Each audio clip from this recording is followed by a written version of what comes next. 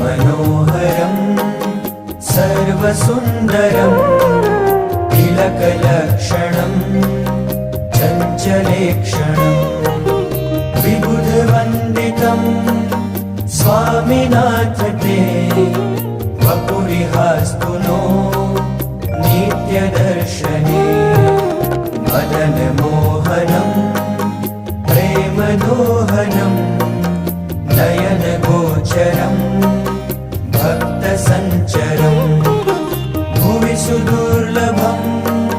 स्वामिनाथ ते वपुरिहास्तु नो नित्यदर्शने निजजनैः सदा वाञ्छितं हृदा